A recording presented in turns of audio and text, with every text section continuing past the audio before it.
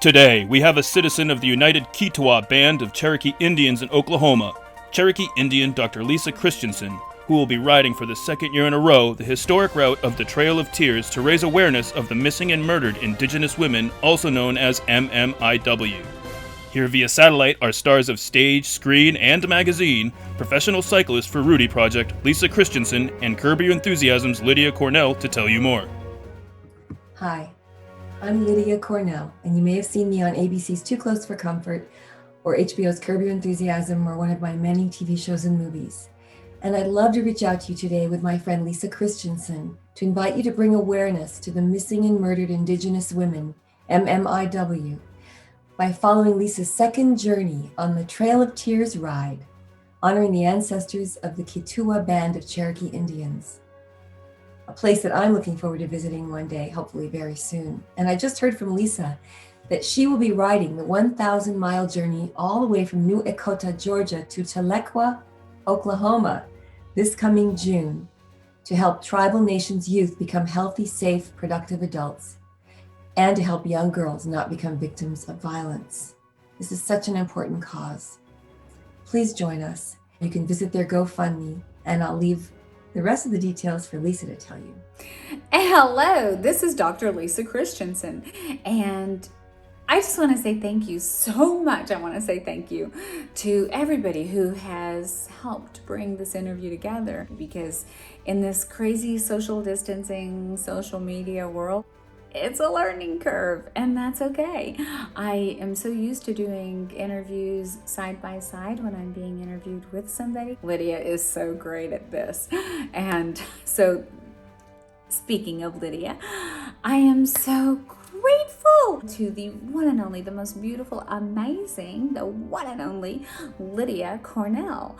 And I'm really great. Oh, yeah. And thank you so much for the very heartfelt introduction. Touched me in so many ways. I really love the introduction. Thank you, Lydia, for that. Thank you so much.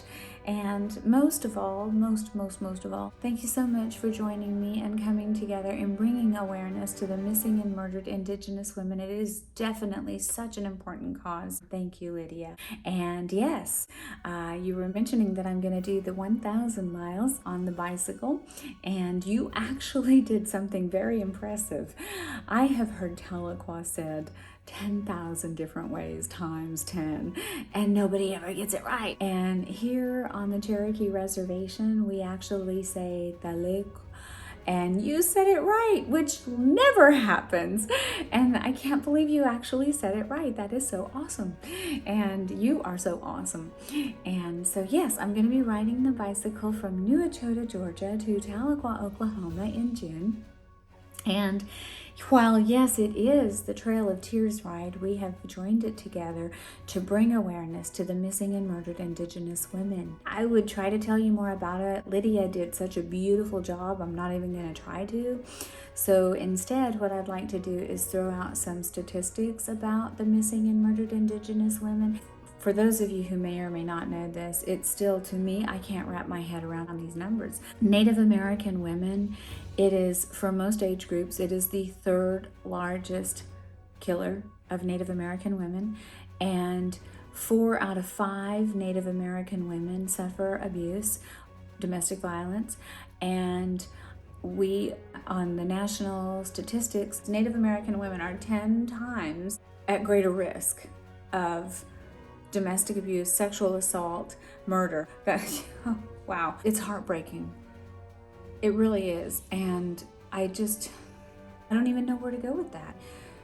I know this is going to sound repetitive, and it is. And it is repetitive because I really, really want to impress that upon each and every one of you, just what a significant cause this is. It's crazy. I mean, think about that. Think about that for just a second. Just take a moment out of your day to think about that. It is the third leading cause of death in Native American women. 10 times. We are 10 times higher on the national average for murder of all ethnicities combined. Think about that one. Third leading cause of death. I know, sounds repetitive. Sorry. No, I'm not sorry. Why would I say that? And 4 out of 5, the statistics are 4 out of 5 Native American women suffer abuse. And now I know why my dad was always concerned. Anytime I would go in Walmart, my dad would tell me, he would say, be careful. You know, when I would go get gas, be careful. And now I get it. I feel for the girls who have gone missing. I feel for the women who have gone missing. The mothers, the sisters, the daughters, the women that have gone missing. And you're not forgotten. You're never going to be forgotten. Not ever. Never. You're not forgotten. Because this Trail of Tears ride is more than just the Trail of Tears. It's to honor these missing and murdered Indigenous women. And it's to raise awareness and educate the young girls so that you're not victims, so that our young girls don't become victims.